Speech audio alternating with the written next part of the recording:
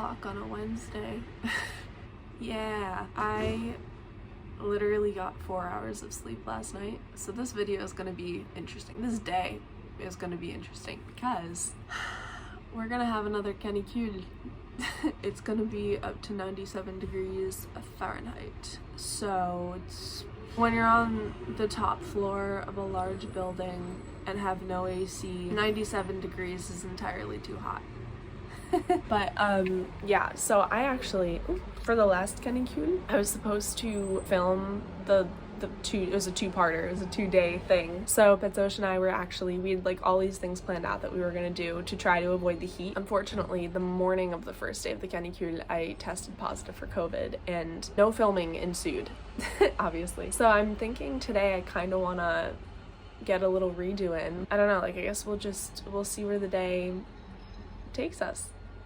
So for heat check number 1, it is a little past 8 o'clock and it is 71 degrees, so not too unbearable. Yeah, I think first step is getting ready. And unfortunately, I actually think that right now I need to cook my lunch and dinner. Other things on the plan for today are I need to go to the Musée d'Orsay and ask them to pretty please let me and hopefully Patoche in to use the tickets that I couldn't use last time. On the phone, they told me that normally there's no refunds and there's no date movements, but if I bring a justificatif, they might let me in. Mais malheureusement, j'ai pas de justificatif. When I tested positive for COVID, I used an at-home test. So literally all I have is a photo of the positive test. So I don't necessarily know if they'll accept that, but I'm gonna try. Let's get ready. C'est parti.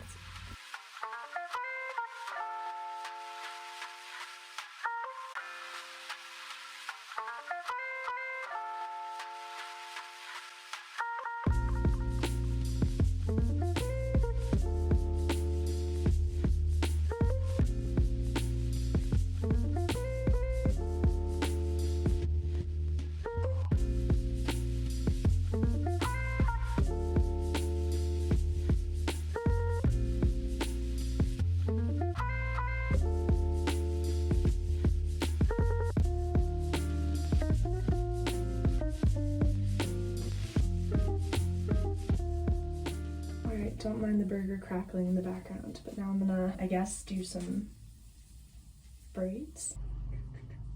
Oh, why is this not working? Oh no. Ah, take 2. Oh, wow. Jeez, just keeps going. Okay, I will see you when the other side is done. The next thing I'm doing is leaving and heading out, so gotta eat something. Oh, you're slipping. Right now it's 9:30 and we are at 77 degrees Fahrenheit. Yeah, I can already feel the apartment warming up. Not a fan. Wow. We're falling all over the place. You good?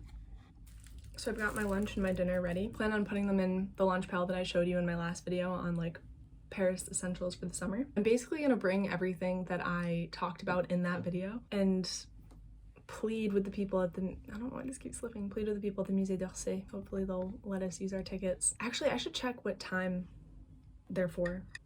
If ever there was a night where I needed a full night of sleep, it was last night. Oh, you know what? I was thinking that there was a specific time linked to the tickets, but I think that might have been for the Louvre. I guess I'm gonna wait then until Pat gets up. I just kind of feel antsy.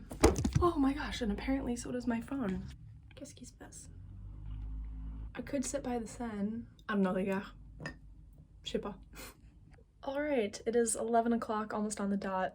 85 degrees, I think, since I last checked. I realized after turning off the video that we actually do have like a time ticket at the Musée d'Orsay, which is in 30 minutes, and it's gonna take me like 30 minutes to get there, and Pat just woke up, so I'm not super stressed about it. Like, we can do something else if this doesn't work out, but one thing at a time.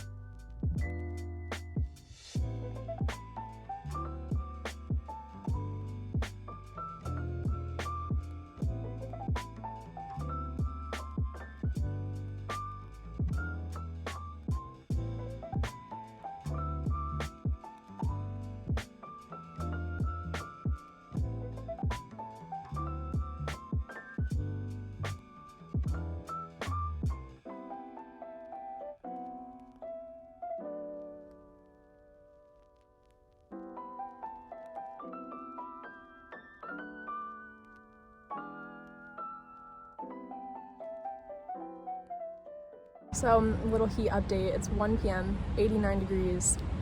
Where are we sitting in front of? Musée Deux.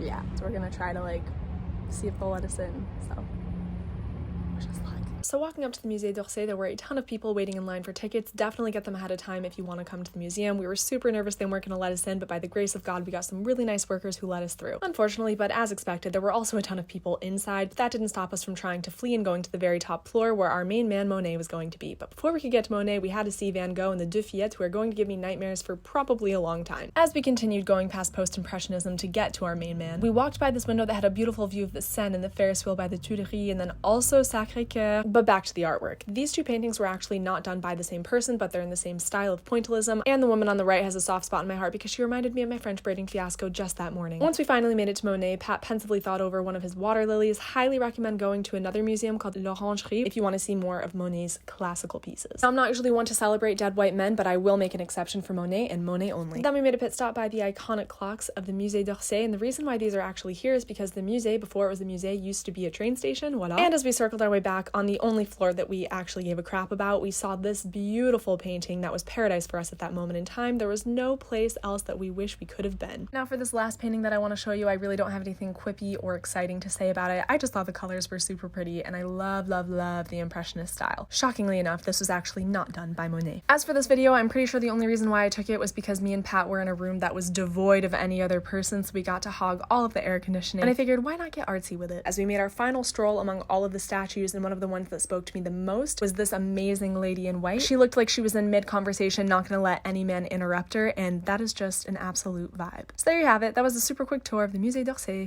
So we're fresh out of the Musée d'Orsay, and it's 94 degrees at 3:30 p.m. I was actually really shocked, because I'm usually not a museum person, but I think I might be a museum girly now. My favorite part was being in air conditioning, but then also seeing pointillism. My least favorite part was just all the people that were in it. I always like getting to see Monet. Yep. I feel like part of the problem with people being in the museum was that they were just like, everyone's on their phones and no one's like looking where they're going, so everyone's just consistently bumping into each other. Yeah, that is but true. It's like we all put our phones in like lockers like before bucket. we went. Oh. Yeah. It's a bucket. It is interesting to think what museums were like before phones were a thing. Yeah. We will never know. After our little snack by the sun, we made our way to the Tuileries, where we hung out in the shade and tried ignoring the person next to us who had really loud speakers and kept playing Eminem on repeat. Then Pat had to go back to work and I had to make my way to the metro. On the way, I found yet another phallic symbol in Paris. This one happens to have Napoleon on the top of it. Fought for my life on the metro, which was super crowded, and then came to terms with the fact that I had to go up all of these stairs yet again. Salut les gars. It is like 5:15, 5:30, 96 degrees. I don't think it's gonna get hotter than this. I can feel the sweat coming off. Okay, first things first, I definitely need to take a shower. Oh my gosh, I can't believe the number of things that Pat and I did, but I feel like the time went by really quickly and the heat wasn't like too bad. Oh, I'm so tired. But yeah, so the plan still is to go get drinks. I may as well have some fun while I'm sweating my butt off. Okay, let's just shower off, one thing at a time. Shower time.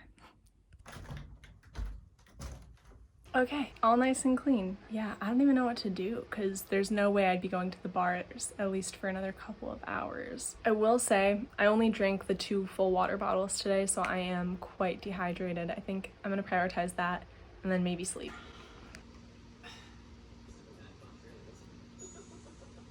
Okay, I slept like for 2.5 hours. Oh, that was much needed. Anyway, it's like 8:30 now. I think it cooled off to 95 degrees, so we're making the descent. I'm basically just trying to rally myself to get up and get ready to go to the bar in parentheses. I don't know.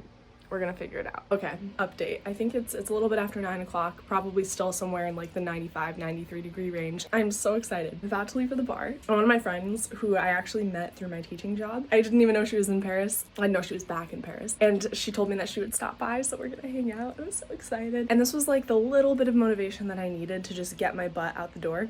Because it can be hard to be excited to go to a bar by yourself, which was like the original plan. Yeah, so I'm really excited.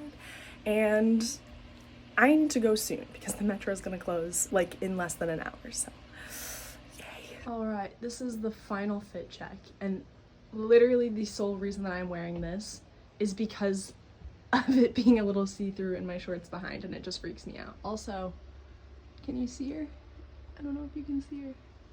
Let me give you one more view of Sacré-Cœur before we head out.